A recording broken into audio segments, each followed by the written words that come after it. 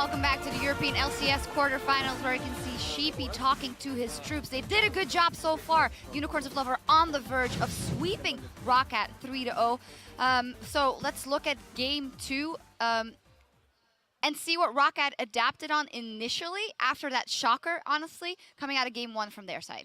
So they took away the Victor, which was a good change, obviously because now they realized Power Vivo was playing it. However, I want to start looking at the bans. I think Kalista is such a wasted ban against Unicorns of Love. They have barely played it except for some of the few weeks in the start of the split, and it never worked out very well because Vardax is not the big carry on this team here. He's not a very aggressive laner either. He's a guy who will go even. So you put him on the best utility AD carry in the game, Sivir, who adds everything you want. Wave clear, tempo, ulti for utility for the entire team. And they're giving Unicorns exactly what they want for Vardax. I just dropped my pen as well. I don't want to see this Kalista ban anymore. If you want to ban the Sivir, I accept that one. Orianna as well. I feel like there are better options for Power Vivo. And that's the strangest thing, is because this composition that Unicorns locked in this game, I think is what Rocket were expecting.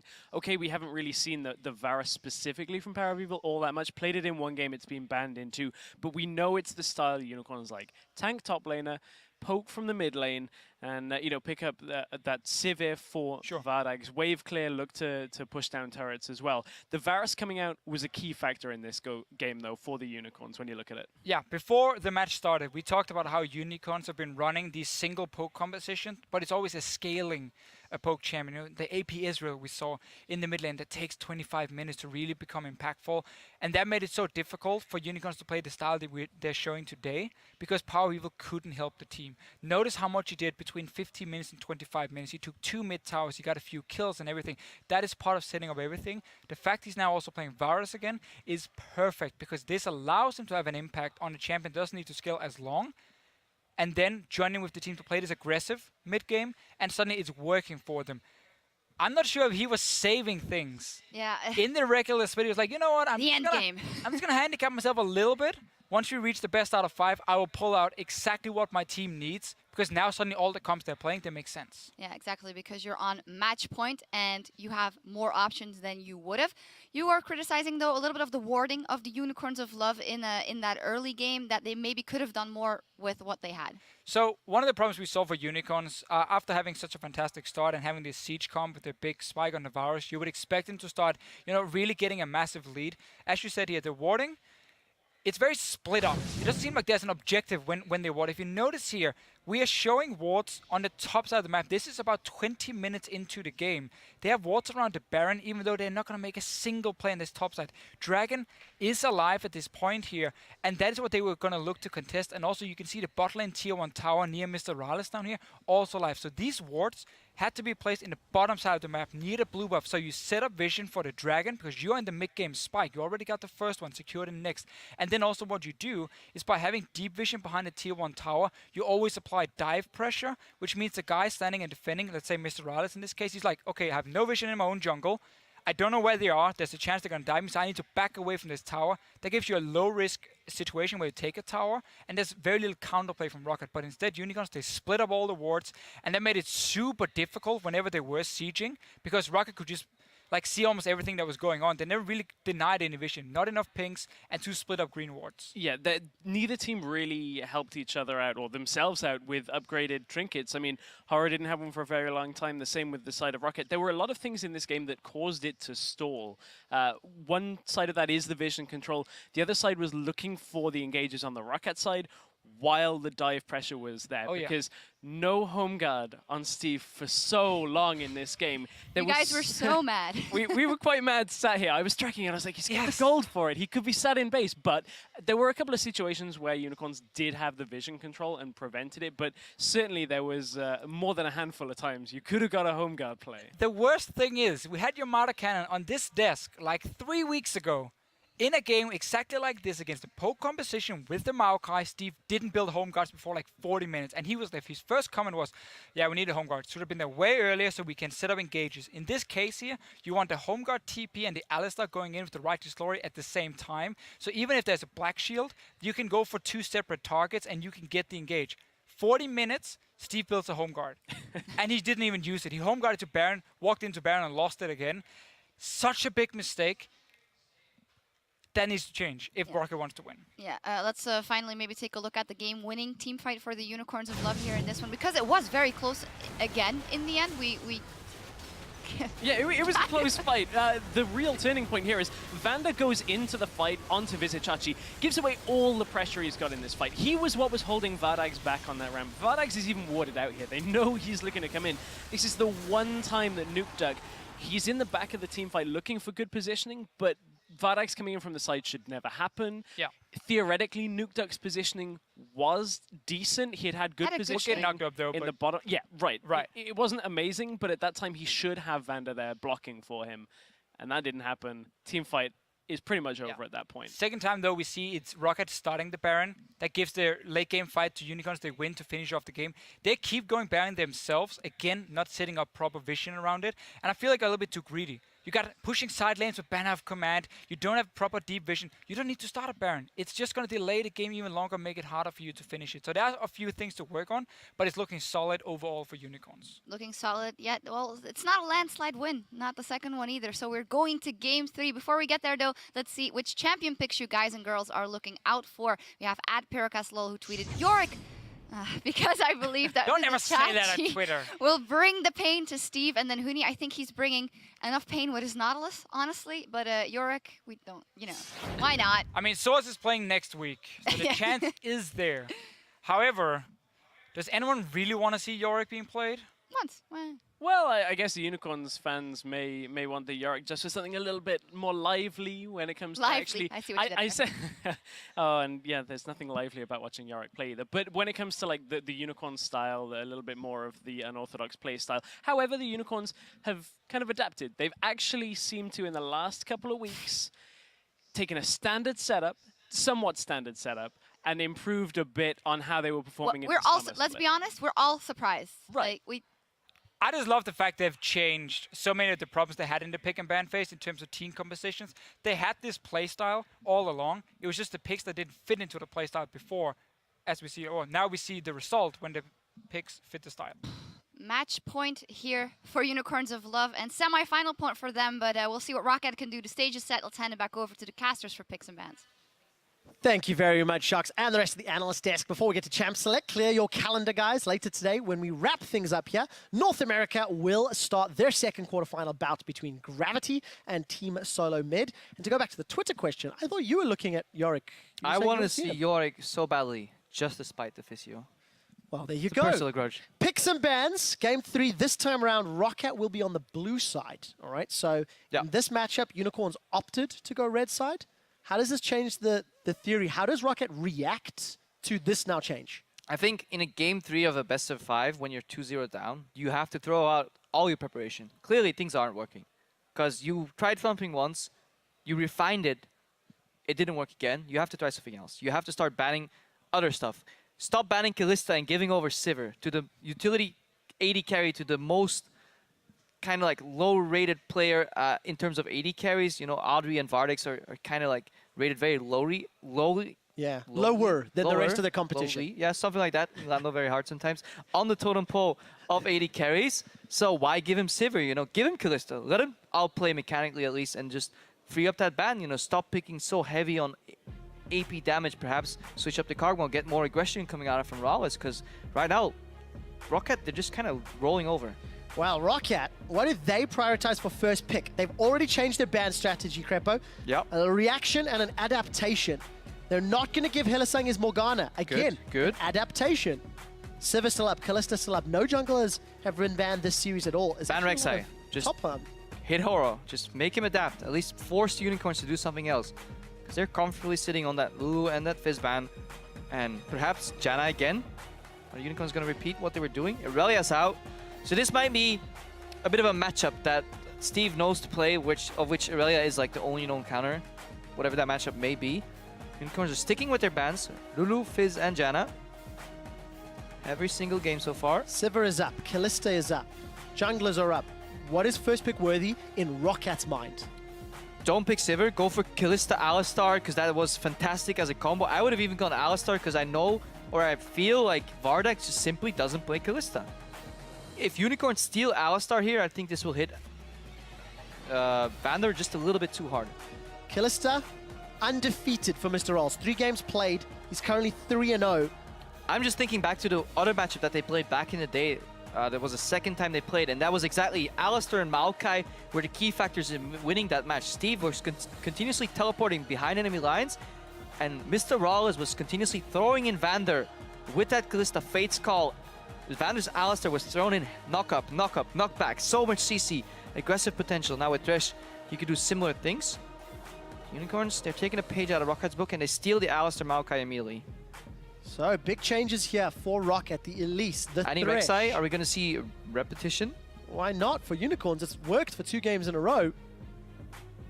I'll wait to believe that when I see it. But for Rocket, the makings of a very heavy pick composition has come into play.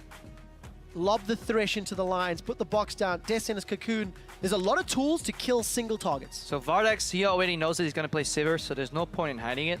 We might see it. Something else. Obviously, Anti-Rek'Sai is not coming out. What am I saying? Alistar's already locked in. Sometimes, you know, in the heat of the moment, and you're in this spotlight right here, you say really dumb things. It's not dumb, Crepo. Well, I consider Annie when Alistar's locked in very, very dumb. So that leaves 1 pick remaining. Power of Evil with the counter pick in the mid lane. And with the setup they've built around him, that is likely, either going to be Poke or Victor. So now Rocket have to decide, do we steal one of the Poke champions? Or will we in turn run Victor for an ultra offensive lineup if they do pair that with this Rumble? No tanks, just hard engage, win lane, win game type of approach, which might be, honestly, what they need. And if memory serves, Jankos actually built Cinder Hulk Elise in game 1 when he ran it with that very, very offensive team.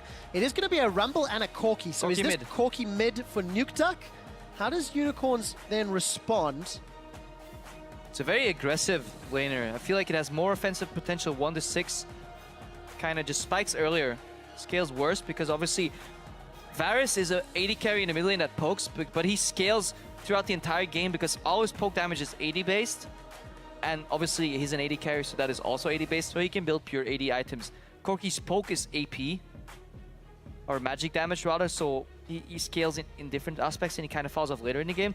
But if we're hitting for a mid-game power spike, this is a fantastic lineup from Rocket. They have a lot of secure objectives with Elise, so much damage to sustain on these neutral objectives. Kalista can secure Barons and Dragons, so Rocket can easily go for a very heavy Dragon / Baron approach and just look to end the game at like 35 minutes with this composition. If it happens, it'll be the first time we've seen it from Rocket because they're not particularly well known for their early to mid-game dominance. Problem is they're running into an incredibly good... This screams like China to me. When you watch LPL, and you can just imagine these two teams fighting 5v5 bloodbaths around every single dragon. You know, the zoning control around objectives from Sivir and Victor, alleviated with some more offensive pressure from Alistar and Maokai in terms of crowd control. Rek'Sai, so much crowd control effects. These teams could just literally run into each other like that scene from Braveheart, but instead of stopping in the middle and saying hello to each other, they'll keep running and just start hammering on each other.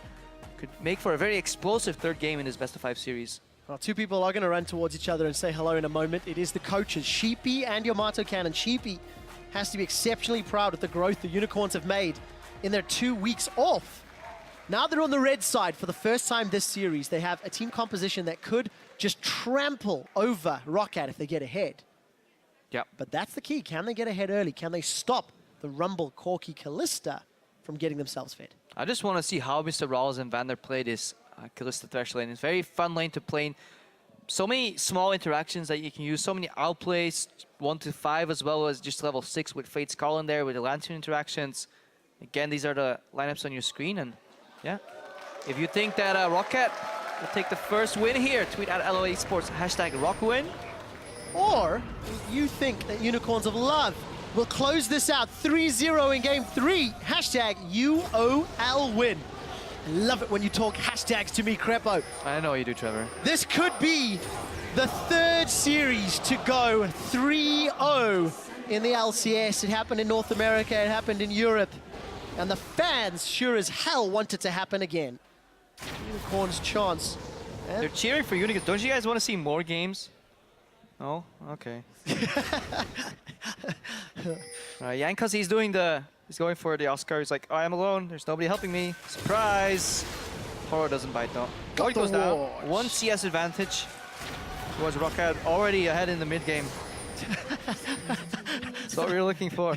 1 minute in, that CS difference will mean the world. Alright, deep wards, because Kalista Thresh wants to find that matchup against Sivir Alistar, because they can exploit it super hard. It's incredibly hard to spell shield Rend, because it has no cast animation almost. So you have to predict it to an extent. See if Vardags gets an opportunity to. Deep wards on both sides. We did catch a glimpse of Hellasang moving into Rocket's jungle. He's now got the support. The rest of UOL. Nukeduck. So they're moving in. Off. Also important to note, no AP runes. So they could leash. Nukeduck's corky. They could leash the buff here for Horo, the red buff, then walk around and surprise Rocket on the golems. Could be a very interesting opening to this game. So you have to commit for that. Oh, he showed it. Is this a little bit of Gouda? They didn't see. I like it. They can leash the buff. They saw them going, so they're not doing golems. Golems are, take approximately 10 to 12 seconds. Kalista does very quickly though, but they're swapping away, so they don't want to go for the fight where they interrupt and potentially steal a golem. Just saying, okay, Horo is going to double jungle. And the best thing is, Rocket has no idea that this is happening in their jungle. They just expected, when the unicorns arrive in the top lane, they're just going to say, oh well, Sivir and Alistar, they did camp. If Hillsang really wants to sell it, he has to pulverize the ground right now. And just arrive to lane with just a little less mana. We'll see if he does. But for Unicorns of Love, oh my god, Nukeduck is in so much trouble. Horo, Chachi, they're level 2. The knock-up into the root. Nukeduck's going to flash away. I didn't think they stacked that CC quite effectively. Wait. Does he even have Twisted Advance? Yes, he does. So yeah, very bad CC spacing then. That should have been a first blood right there, but good opening. Put in the aggression, but Nukeduck, he played forward very heavily, got level 2. And then flashed in Valkyries. 3 flashes for 1, as you point out of the screen.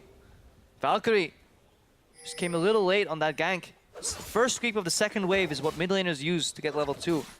Power Evil didn't put enough pressure to deny Nukeduck off that. Valkyrie came out and he survived.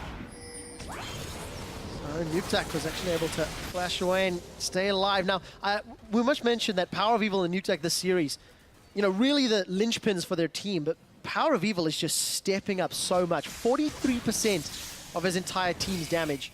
Obviously, that Varus game previously is going to help a lot for that. But he was the man we were looking at to carry. So yeah, this is the Unicorn's traditional style, where they have a lot of poke and just high damage on PoE.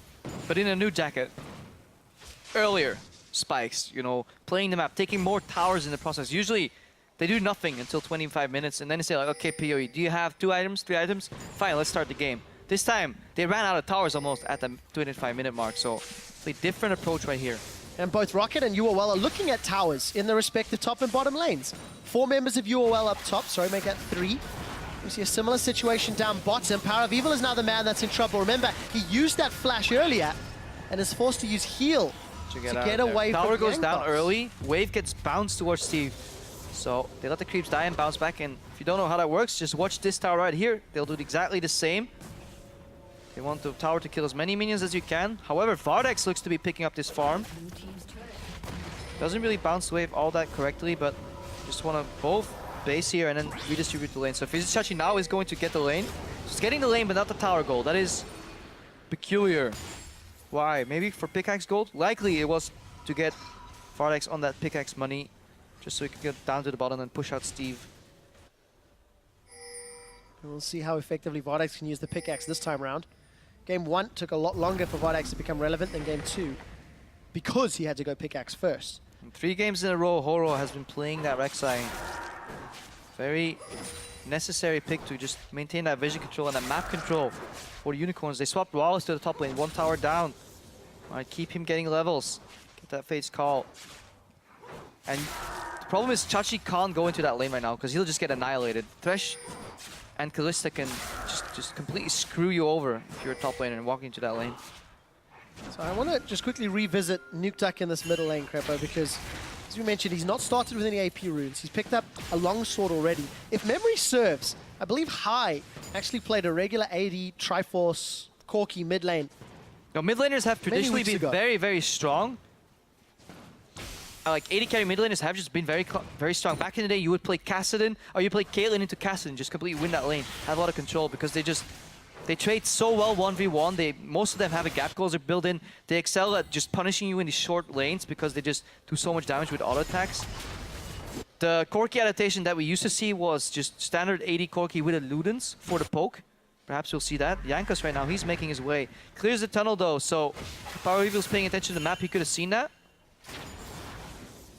Manages to get away closely enough. But Crep, I feel like we're going way back in time to 4v0 days with a modification in this matchup. This is what we've seen throughout the entire season, just a slightly modified version because of how slow the early game was, but it is group up, 3 men on the tower, push it out, bounce it back to your top laner, reverse and see what happens. People choose to do the same thing, you mirror it. If not, you have these 1v2 scenarios going out. Very different approach than what LCK does. They like just sharing a lot of experience toward the top laner, sending him out and just denying that wave bounce and pushing it in all the way. Marin is exceptional at doing that. Right now, Unicorns, because of the switch, they find themselves on the bottom side of the map with more members. Getting that early dragon. Denying an objective. Potential aspect from Rocket already. Good early start. Also a divergence from the rest of the series. They lose some gold though. Down 600 gold. Grab was picked up there by UOL, so they get a small advantage. And the CS differences panning out just a little stronger for Rocket. A lot of it in Jankos' hands. He's been power farming very effectively. Yeah, yet again, the one thing that kind of ruins it for Vardex in the lane swap is that he doesn't get a BF sword on first back. And if you have to play pickaxe into a Cutlass build, you lose out because Cutlass is kind of weak into a BF sword early because just the stat differential. Pickaxe kind of gets annihilated. There's too much sustain. You have too little 80 damage for all in. So Rawless, he's comfortably farming his way. Steve says he doesn't need boots. All he needs is penetration. Haunting guy is finished up. In these matchups, traditionally where you have a lot of lane swapping, when the dust settles and everybody finds himself in their normal lanes, top laners are obviously behind the curve compared to the rest of the team. And then we have to see how far behind each other they are. How does the matchup play out? Wave control, incredibly important. Death sentence from Vander does not connect, and this is the dust settling. Vardex and Hylissang now in the bottom lane. Hilly's already got those Moby boots picked up.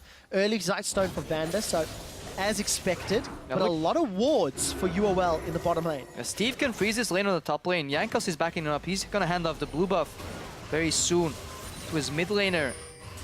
Nuke on Corki right here. So now Chachi is stuck. He can't really push in that wave. So a lot of farm going towards Steve.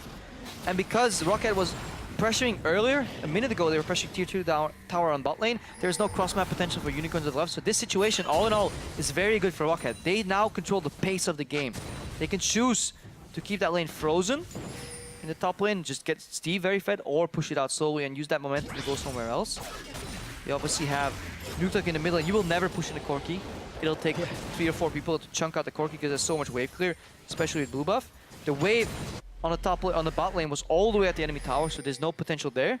So really good map control in sync from Rocket Gaming. And a lead as we're approaching 10 minutes. All of those factors, Crepo, building up to now options for Rocket. And this team composition, they have to make plays. You know, game 1, Jankos, little impact Elise early. Game 2, much better.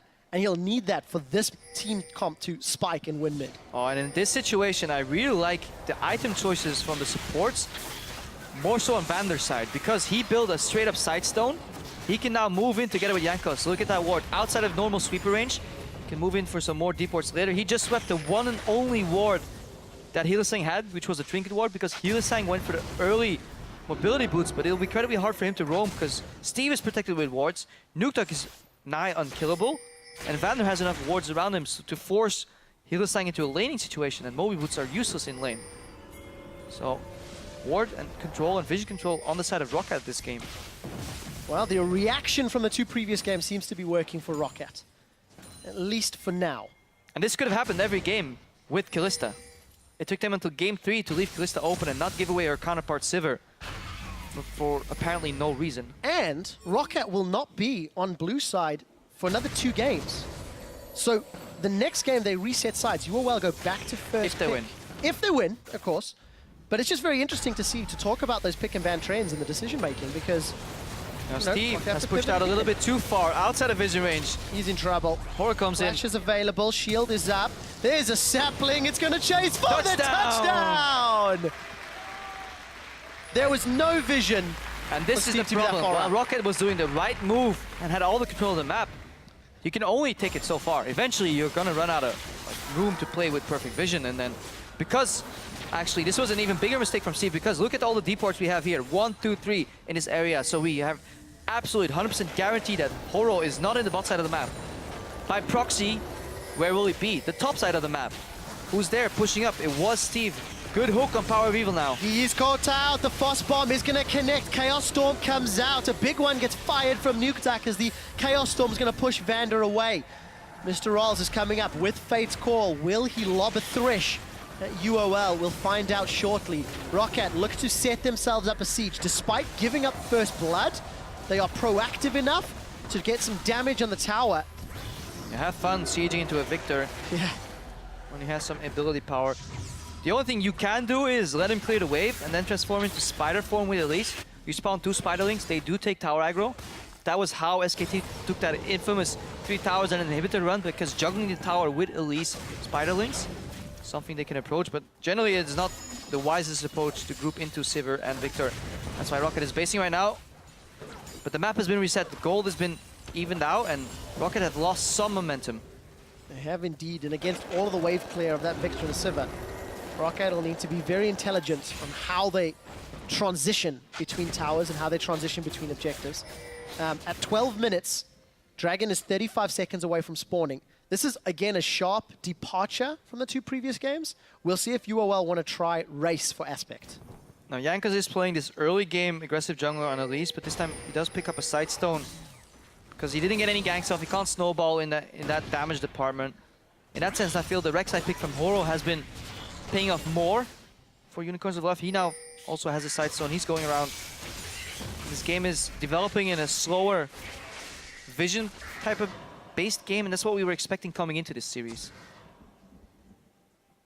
But for UOL, they surprised a lot of us with their map play and their decision making. See, Nuketak has picked up the Phage, has been sitting on the Sheen for a little while, so he'll have 2 components of that Triforce for a potential team fight.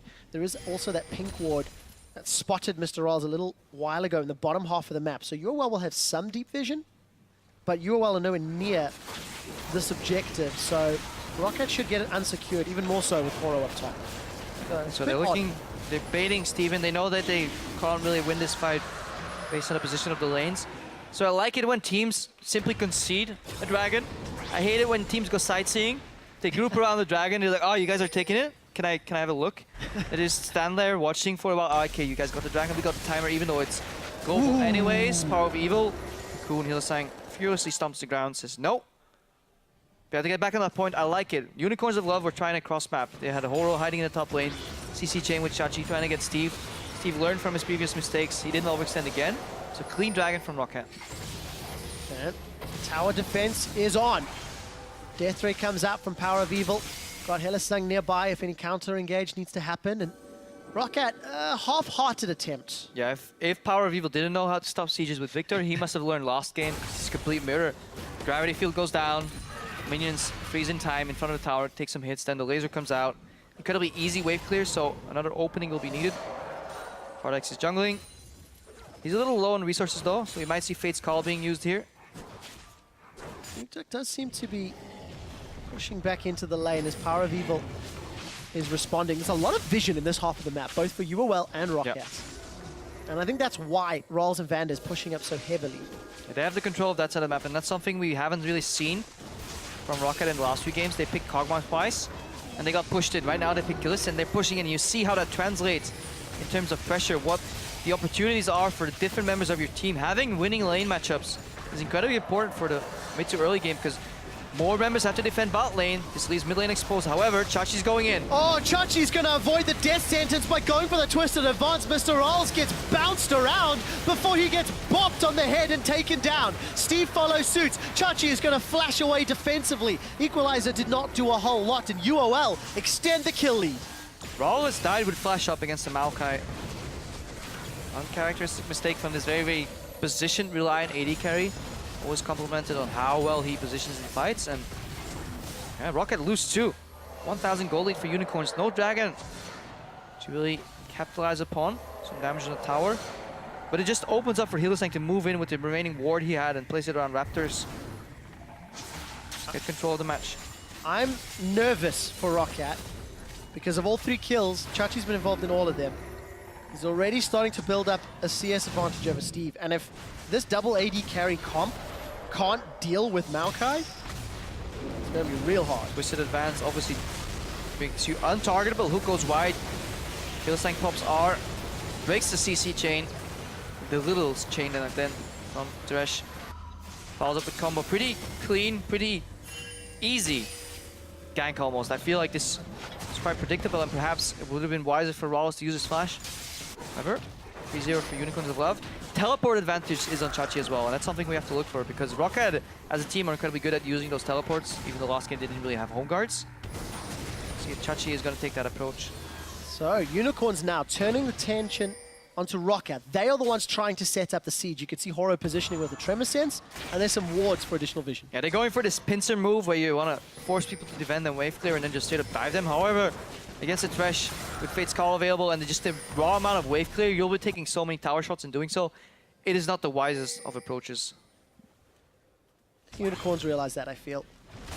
And decided to back away and just keep pushing out the waves. Vardex gonna have a very big minion wave down bottom.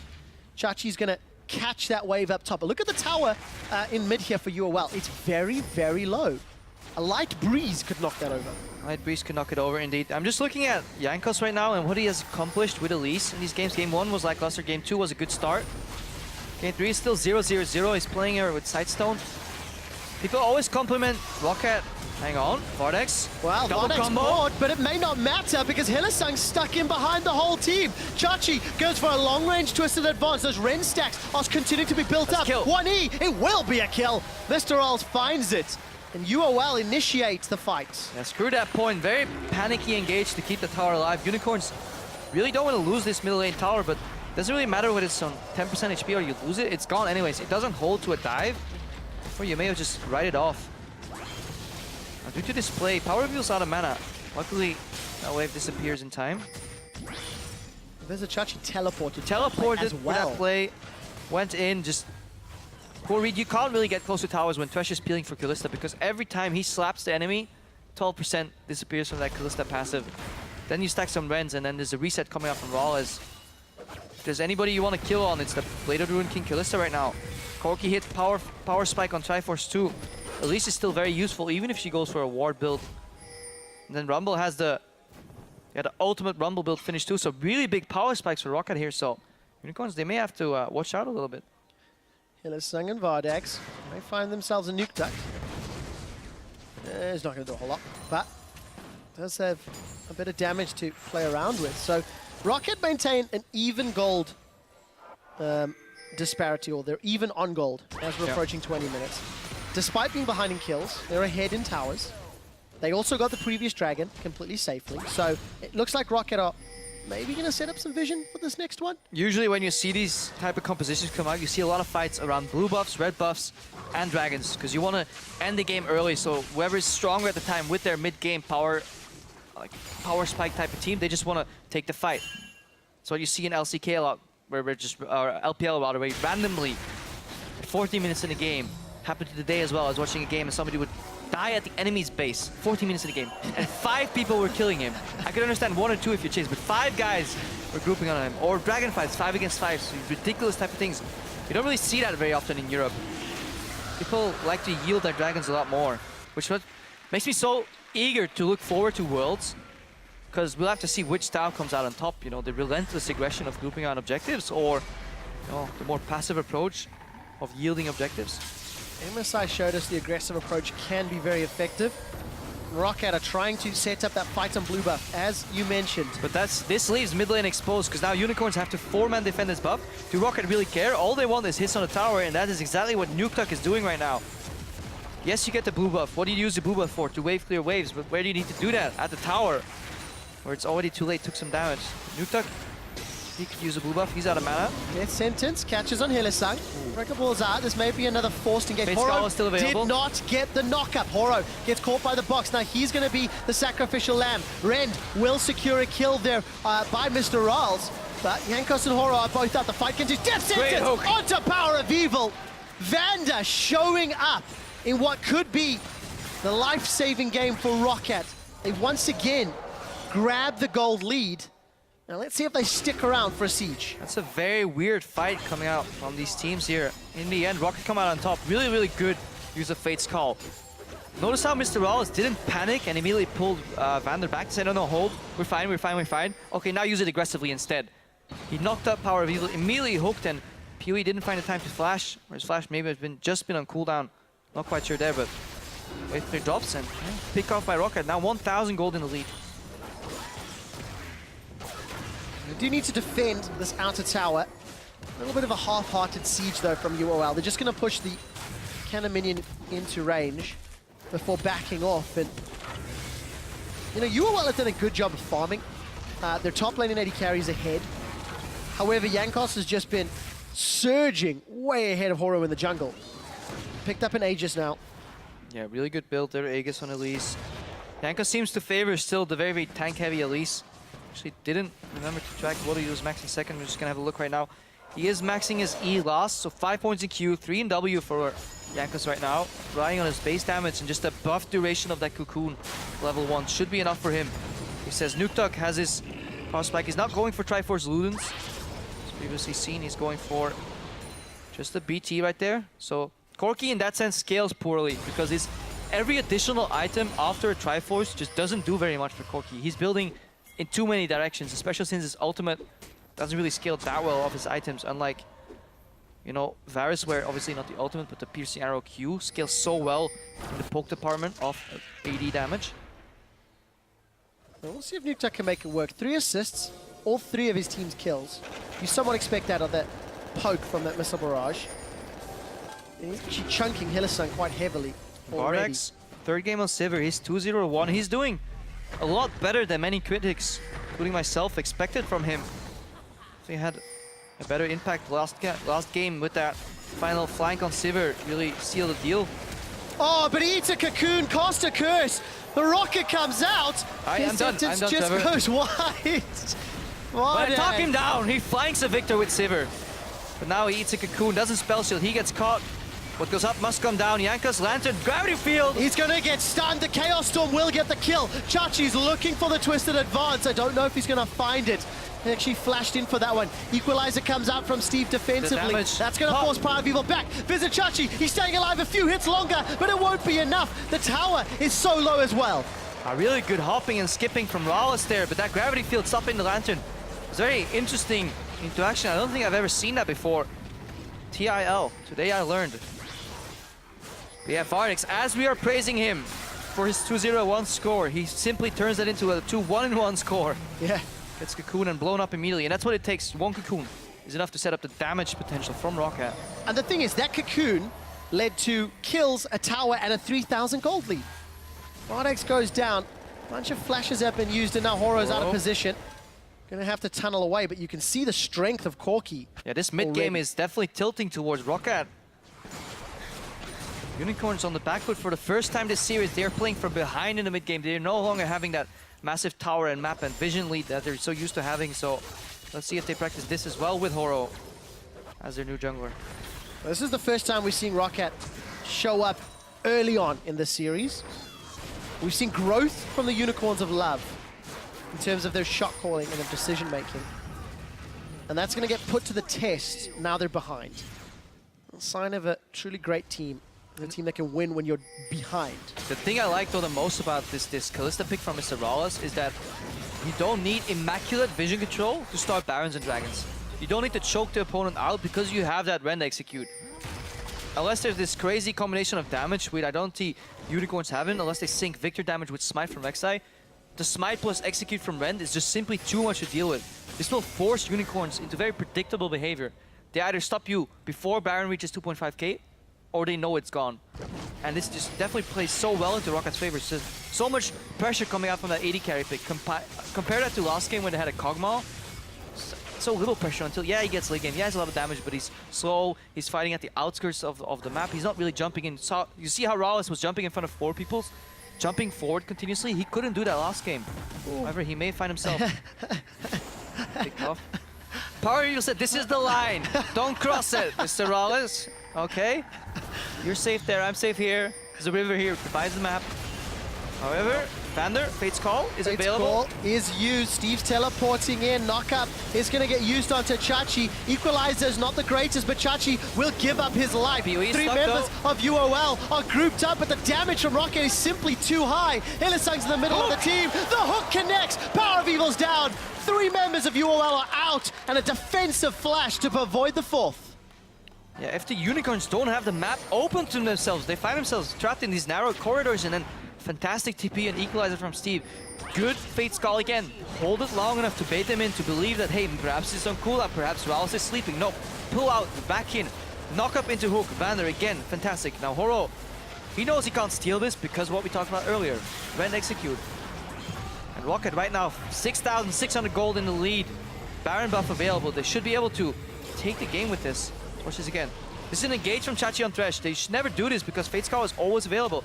Just keep your eyes when the passive gets popped. When Vander does his 1 auto on Chachi plus Rend execute, he goes from 40% HP to absolutely 0. Now PoE enters the fight, but he can't deal with Nuke Tuck. And look, they're bunching up against Corki Rockets. The hook comes out. It's so easy to land skill shots when there's 3 people on like 1 square Teemo. Just, you can't miss. Well, props to Vander throwing it at that square. And Rocket with an exceptional lead. And this is what the analyst desk has been talking about too. We want to see more proactivity from Rocket in the draft. They did it this time, and it's working. You have playmakers like Vander. You have Engage coming out of the Kalista too. When Vander plays with a Kalista as an AD carry, he plays so much more forward, and he does exactly what he needs to do. He has that extended ability. He basically has a free flash. That means you can use your flash offensively, and you can always get Fates called out, and then still go in offensively again. Baron empowered minions, 2 AD carries, and enough damage to destroy Fort Knox. Rocket are now setting up a siege in multiple lanes. Despite not having teleport, doesn't matter. Steve should be able to secure this tower uncontested, while the rest of Rocket keep UOL busy in the middle lane. Yeah, and while that wave clear that we talked about last game, how Victor can swipe away these lanes with Gravity Field and then the laser, doesn't really work because the Baron buffs minions are here. On the hood is pop. Teleport home guards from Chachi. The box is down. There's a 2-man knockup, but the damage threat is not being focused. Nukeduck is over on the side. Horo's been left for dead. Here comes Steve, the equalizer. Not in the best position. They've traded a jungler for a top laner, but they get themselves some cow as well. Hylissang's down as Chachi's forced to flash defensively. The rocket doesn't connect. 2 for 1. Yeah, and I just really like the way Vander's playing these fights. He's continuously staying forward in his positioning, and UOL making the mistake of engaging him constantly. Again, Face Call is still available, so he didn't even need it. Halfway through the engage, they realized, yeah, this is Thresh. He's gonna get pulled back. Okay, let's not do this. Then he fakes the hook on Alistar and switches it to Horo, who then gets pulled in. Alistar was unbreakable. See that again now. Right now, we see Steve pushing with no teleport in the bottom. So good reaction. Home guard's TP is out, but TP to the wrong ward. Look on your minimap. That ward that's south of that location could have been a flank from Chachi. Instead, he's coming to the front door on an Elise and Thresh when Rallis is kiting. Wrong approach. Hylissang comes out. The hook goes on Horo. He still has Fate's Call available. Yeah, just complete mismatch in terms of flanking. You know, Rocket has done this better. Chachi should have teleported to the ward that's right next to the mid lane. It's still on your map right now. You can see it where Thresh is hovering around. That could have been a flank from behind. Knock them back into your team. Get to the carries. Instead, they went for Vander on Thresh for the 3rd time in a row and just didn't work out. Both Steve and Chachi have had interesting teleports. Steve previously towards the Baron, Chachi this time towards the mid lane. But Unicorns, they're just falling further and further behind. The gold lead is growing, the tower difference is growing, and they now have to deal with super minions. They're running out of bullets. They had some combat mechanics, but they're falling further behind. Every shot they take and they miss, Rocket will fire back. Say thank you very much. 8,000 gold in the lead right now, and I want to see what it does for this series. It's obviously fantastic. Yes. I know the fans are cheering here for Unicorns of Love, but I want to see more League of Legends. I agree, and this is the Rocket that people were expecting. Because for Rocket,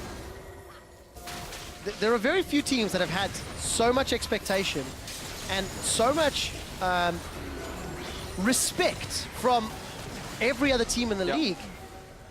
But they seem to just fall over at the big hurdles. Now, this is the biggest hurdle they have to overcome, down 0-2 in a series. Rocket need a reverse sweep to make semifinals, to go to Stockholm. And this is a very convincing way to start a potential comeback. The triple carry composition here on Rocket. Tank Elise coming out, just building that CDR a little bit for more cocoons. That mid lane Corki somehow working out. We're waiting for the cocoon. Trevor? I'm not sure everybody is though. But we'll see. Jankos and Horo. Champion pool's not been pressured, not been tested. They might though, as the series progresses. Adaptation game 3. I can see what Rocket did. Perhaps they ran this composition endlessly in scrims. They said, okay, we stomped. Unlucky. Game 1, you know. Stage fright, you know, jitters. Whatever. Run it again game 2 with a mild adaptation. Then they realized though, it's not working. If it's not working, try and fix it. They fixed it.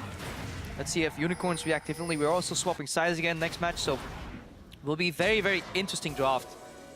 Oh, yes. Unicorns, they've been banning the same thing every single game right now. They might start realizing that eliminating Engage from Vander might be the right approach and just deny him the Janna pick. Or allow him the Janna pick rather and deny him the Engage. Deny the Engage abilities. Yeah. Unicorns have a little bit of hope to pull this game back because they do have some wave clear. They're just waiting for a pick right now, but Rocket's playing smarter. And Rocket have only won half of the games where they've had a lead at 20 minutes. That's not a great... To be fair, Rocket hasn't won that many games. Okay. I mean, statistically, you're not going to win that. Like, your win-loss in both ahead and behind is going to be bad if you just don't win that many games. And Rocket do give us some very long games. That they do, indeed. Let's find out if this gold lead and tower lead But will why convert to a quicker victory. Yeah. Why I like this Kalista so much, apologies for interrupting, I'm just very excited about this pick, is that it plays out your game plan very easily. If you look at it, so like, what are we good at? Taking Barons. We are now 1 Baron away, or 1 minute away from Baron. What should we not do? Siege. No, just wait. Take that Baron. Take it slow. You know, you're a couple thousand gold in the lead. Just push in the Unicorns. Deny that pick off. You have your pick at a litter. You can even go for Dragon first, then Baron. Baron first, then Dragon. Trade either. Then Aspect suddenly on the board. So much potential in these playoffs for Rocket. And they seem to be trending towards the Dragon first. If you look at the vision, if you look at the map, and the way the waves are pushing, Rocket are grouping themselves towards Dragon number 4. Yeah, they could Unicorns peel towards Baron next. The Unicorns haven't even seen the river in the last 10 minutes, it feels like. Right now, Chachi and Hillesang are peeking in. Say, okay, we have some wards, but they'll quickly be swept. They don't even remember what the Dragon Pit looks like. Jankos just simply saw that, and yeah, Rocket comfortably spreading out around the map right now. Another advantage for Rocket. Nukeduck also secures the Scuttle Crab up top, so Baron vision, solos on the Dragon here from Jankos. 2, 2, and 6. It took a long time for Jankos to get involved, but now that he has, it's been great. And it's 8 out of 10 kills that he is involved, so kill participation doing well. And you can see it was after the laning phase ended. 9 out of 10 kills for Nukeduck, 9 out of 10 kills for Mr. Rolls. And that's fine, 9 out of 10 kills for Vander too, and that is what their composition is built around. Mid-game power spike, challenging objectives. They are now 4 dragons to 1. They have been 1 Baron up already. They've taken 1 inhibitor down that's spawned in the process too. They, as we said before, they don't need perfect vision. They don't care that you're watching when you take the Baron because there's no 50-50 smite. Yeah. It's like a 90-10. If you execute within Ren range and you don't panic, you will get that Baron. Rocket now decide to use the split pushing Steve in the bottom lane, group themselves up in middle, invested a lot of vision in the bottom half of the map. UOL are just scrambling to take what they can. And this makes it so that Chachi has to defend Steve. He can no longer sit in the fountain with Home Guard's TP ready. He has to move around the map, so he's a variable accounted for. Doesn't speed up with the teleport either, so less flanking potential in that regard. And of course, less wards behind Rocket, so Unicorns will be hard pressed. Baron has been started. Not perfect vision, but enough to see and engage. There's a ward in the pit. There's a ward in the pit. Listen, do it so quick. UOL are going to give it up. Well, Horror's going to go down. Forced to flash away, actually. Didn't even invest a teleport from Steve or Chachi. Yeah, it's just uncontestable, and Unicorns know that it is unlikely. Like, Horror is a smart player, right? So he knows how unlikely it is that he will get that Baron. The fact that he goes for that move and knows that it'll cost him his flash, he says, oh, yeah, at this point, we have to try. So, desperate times for the Unicorns of Love. Yesterday, when we got to game 3, Fisher started talking about how if you're a team that is behind, you start looking ahead, start talking what the next steps are. For UOL, this is now going to force us into potentially a 4th game, if Rocket can close. But it's still too early for them to start talking about picks and bans, because sometimes in a series, when you're behind, you're like, okay, game 1, we screwed up. We just got outplayed. Okay, look at next game, and you stop playing this game. However, with Maokai, Alistar, you know, some raw damage on Victor, speed up from Sivir, you can still, you know, wait until Rocket kind of zones off, you know, snoozes a little bit, but so far they've been playing it correctly with just the right amount of respect. One could argue a little bit too much at the same time, but pick on Chachi here. Well, Goes in, because he knows Kalista can always pull him back. Another hook coming out in about 2 seconds. Engaging on Chachi. That was the box used. Or nothing really gained, but Rocket. Vander was a little hesitant because it was out of Fate's call range. That's why he obviously didn't want to commit, because they don't have the perfect vision of the follow-up, and Fesh can get blown up immediately. Now they're sieging though. And Rawless doesn't really care. Laser damage does nothing to him. Hook's coming out. Faked on Power of Evil, but goes on Chachi. Tower's gonna drop here. Those cannons just hammering away. Keep your eyes on Vander. He's reading these fights perfectly. Cocoon goes on PoE, but because it expires, he positions himself in such a manner that says, okay, PoE, I'm coming for you. Nope, going for Chachi. And you will do that every time. Every time you threaten a carry, his support or his top laner will move up and try and peel. That is an easy grab to do that. You can pull him into the blocks, flay him backwards, and deal with him that way. Rocket successfully siege the last inner turret. They have an exposed inhibitor in the mid lane. They've got top and bottom towers to knock down if they so desire. Infinity Edge picked up for Nukta Corki. A lot of damage on this triple carry threat. A large gold lead. And Baron will be wearing off relatively soon, but it's been a success for Rocket once again. Right now they can wait though, because they took the Baron right a minute after they took the Dragon, give or take 130. So now their objectives are nicely spaced out. Their Aspect will come out online about 130. They can use that to take down a middle tier inhibitor if they don't do right now. So then they can use Aspect to open the map a little more. Eventually take a 3rd Baron and close out the game. That is if Unicorns Alive don't make a panic engage right here and pop Sivir ulti. Well, good. Death sentence on Hylissang, gets a knock-up onto Nuktak. Nuktak's flashed away, but he gets followed! Chachi follows him over the wall. How important will that be? Power of Evil has gone down and Vardags is retreating. Look at Mr. Rawls. He's dealing so much damage with the red. The Fate's Call throws Vander into the fight, but it's Steve that gets a double kill. They may not even need Aspects. Vardags and Chachi against 4 members of Rocket as the minions are pouring in. Walking forward right now, 2 members remain. 1 top lane and 1 AD carry. This tower's melted. He's dragging away the creeps. Very If you want this tower, you'll backdoor, but obviously Spiderlings can help you. Chachi saying, don't fight me, I'm just farming. Gonna Good hold delay. on the game 10 for a little seconds on bit. Healy. It's gonna be enough to keep UOL alive for a few seconds. That's actually a very creative hold. I don't think I've seen that very often. Props to Chachi for finding that out. However, what that does is, even though he got about 100 gold from those creeps, he's still down 12,000 in this matchup. Baron is coming in about 2 minutes. Dragon is live in 20 seconds. But will UOL be able to sneak this? Void Rush is coming out from Horror. Chachi's nearby. Vardags is nearby, although they may be in trouble.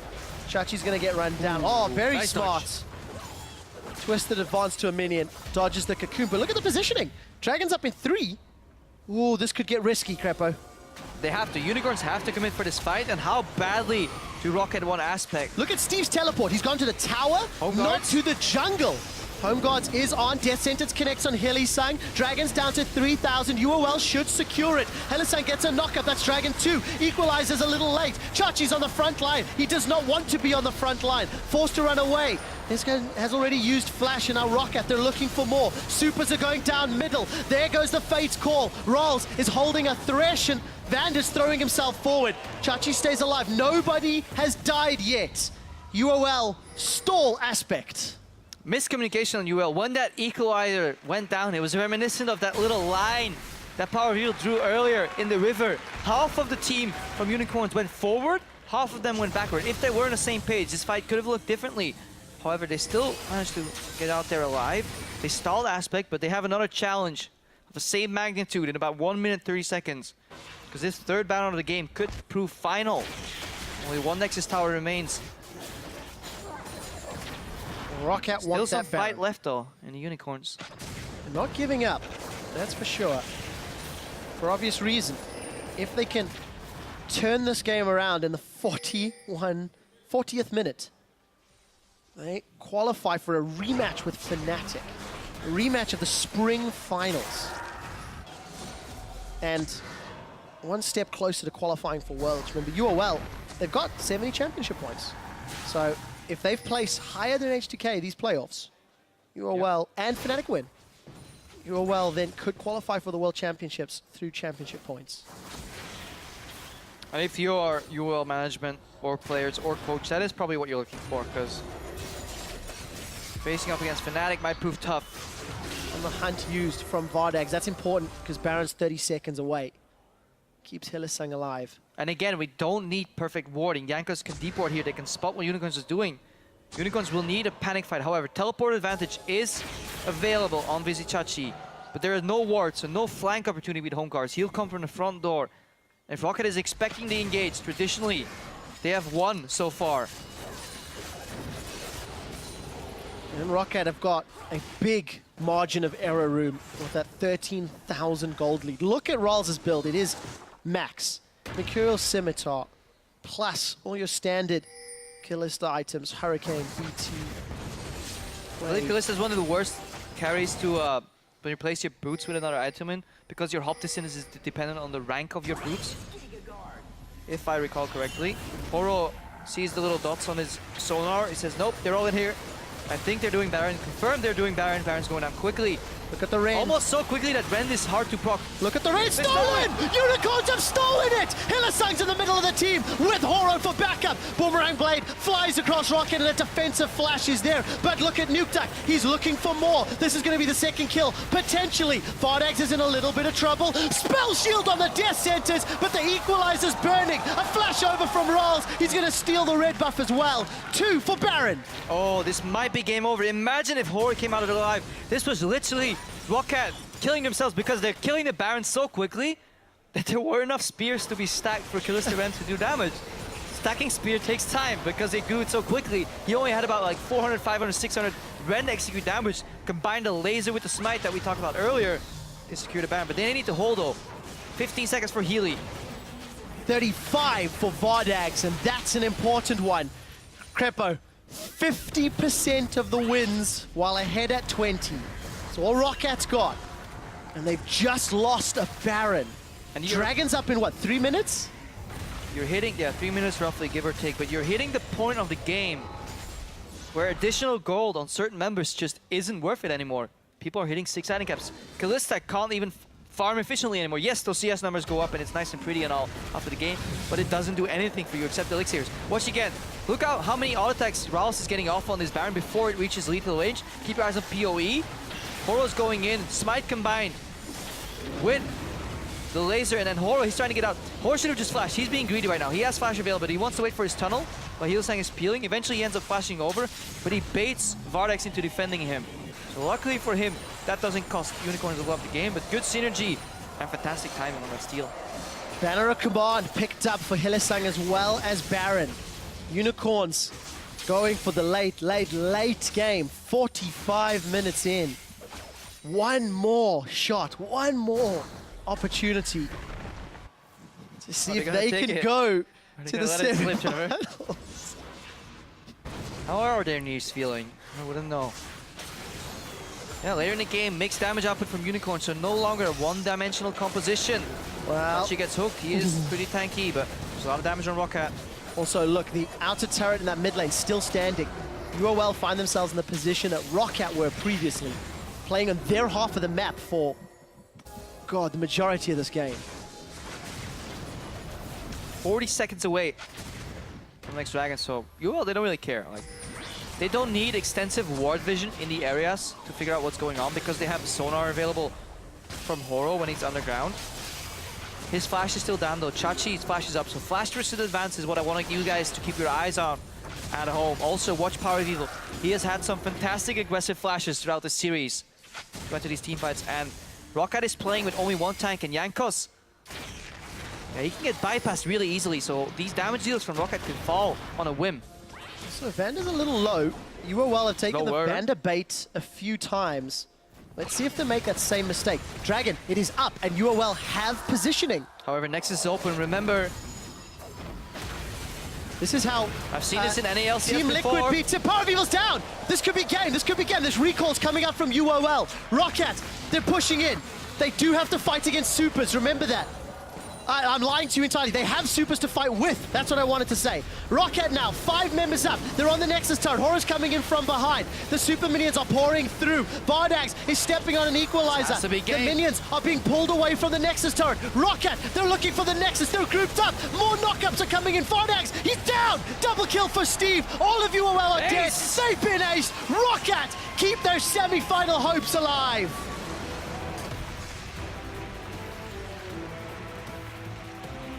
They got cursed going for that 5th dragon. Same way Team Liquid took them down. And the LCS.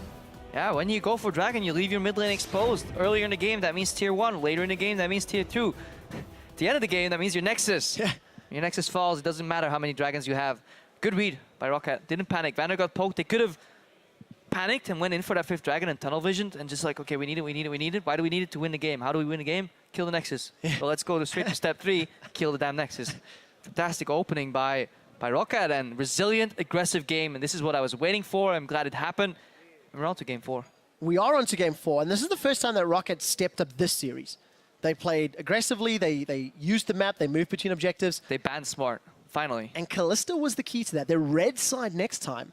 Now it's actually up onto UOL, and they have to react. They have to change to what Rocket have just done. Has Vardex not learned to play, but has Vardex gotten comfortable picking Kalista early? Because in a previous matchup, that's exactly what won Rocket the game. It was Vander on Alistar, which is even better than Thresh with Kalista, and Rawls on Kalista. Yeah. Continuously throwing him in there. Knock up, unbreakable, knock up again. And that combination I would really like to see again from Rocket, or just put some ban pressure on the Unicorns. And I don't know why they have been shooting themselves in the foot doing so far. Well, we'll find out as we do get to game 4. Vardex is actually 0-3 on Kalista. Now they're on blue side. We'll see how important that is. Head over to the analyst desk right now and talk about how Rocket came up big to stay alive in the quarterfinals. Yeah, Rocket not out of this one yet, coming back, and how. I think the focal point of this discussion will be what did UOL also misplay in some instances, but to the defense of Rocket, they seem to have made the alterations, as the caster said as well. The Kalista, so incredibly crucial. It seems so simple, almost, with the Kalista pick coming in. Rallis is a fantastic play on it, and also it gives Rocket the ability to fight properly in the mid-game. That has been the key for both teams here, because you see how Unicorns in this game, they're like, okay, we're weaker in the mid-game, we still have our one play style technically, so we're going to keep running at you, we're going to keep engaging, and they just ran straight into the open arms of Rocket, who were like ready to fight, because look at this, you got Corki, Kalista, and Rumble. I mean, it's the wet dream of mid-game for Rocket here. So the fact that Unicorns are not able to adapt to that when it comes to in-game, I mean, you have the coach there as well, should be able to tell the players what to look for.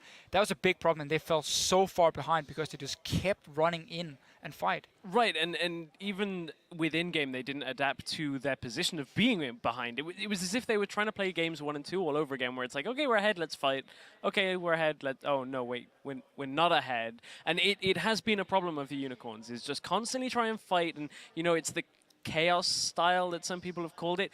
It doesn't work a lot of the time, and if you're behind, it definitely doesn't work. Like, you just can't keep fighting and expect it to suddenly miraculously work. And seeing as both teams are so tunneled at, you know, this one particular playstyle almost for both of them, these mid-game conversations are going to be so key now moving on to game 4.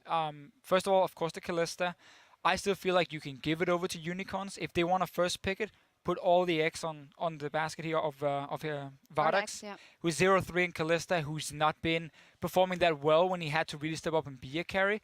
And at the same time, you also, if you're lucky, then in the first pick that's Sivir, you get the Kalista anyway, and you might force Unicorns to ban it. At the same time, Corki might just again become a valuable pick, not necessarily in the mid lane, But if Kalista Sivir is banned out or whatever, then suddenly Corki goes very high up in value for both AD carries to get, because again, it's so much about the mid game for both teams. Right, and the other option there is, depending on how the pick ban goes on the side of Rocket, you also open the option for yourself to get the Victor as well for your mid lane if you know Nukeduck does want to go for that. So there is a lot more options now that this series is evolving for the picks and bans phase when it comes to Rocket, and Unicorns seem to be running out of ideas, but every time we say they're running out of ideas, One they've game. got right. Almost like it's the beauty of Best of series that the picks and bans evolve. Whoa. Yeah, I just got to commend Rocket for this one as well, because you know, we thought that they might fall into the trap again of letting it stall and didn't have to. It stalled a little bit to some good defenses of the Unicorns of Love, but I gotta commend the fact that they went to that Corki pick, they committed, they got the early advantage, and they kept pushing through, knowing that their, well, playoff lives were on the line here. Yeah, and again, also just for them finally realizing what Unicorns is doing well and what they're not doing so well. And that is very often, it's funny because Unicorns like to say they adapt super well. And I feel like we see very often best out of 5 series, it's the same thing again and again and again, and it's more depending on what you're playing against. If you're playing against strong early to mid game, Unicorns tend to struggle. I want people to think back to Spring Split when they were facing SK Gaming. Whenever Svensson got his hands on Lee Sin, he would carry the early game because Unicorns kept running into him and kept taking fights with him. Yeah. When they banned it away, that early game pressure went down, Unicorns got to late game, and they managed to win the game. So I don't feel like they're adapting that much. They're just doing kind of the same. And now it's up to Rocket to say, okay, we know we need a stronger mid game. That seems to be the way to go to win this series. Ban and pick towards it. Don't ban Kalista. I don't even think you need to ban Orianna. It seems like a waste to me, those two. Well, who will be able to keep a cool head and bring it back in Game 4? We will see. Incredibly interesting series, and in just a few minutes, Rocket will return to the stage to try and bring this set to the full 5. We'll look ahead to Game 4 when we return. We take everything step by step. This is simply another step. Just as in practice, we mix no emotions into business because this is so-called business. Bounced around before he gets popped on the head and taken down. 3 members of UOL are grouped up, but the damage from Rocket is simply too high. Illisang's in the middle of the team. The hook connects. Power of Evil's down. Gets a knock-up onto Nukeduck. Nukeduck's flashed away, but he gets followed. Chachi follows him over the wall. Rocket keep their semi-final hopes alive.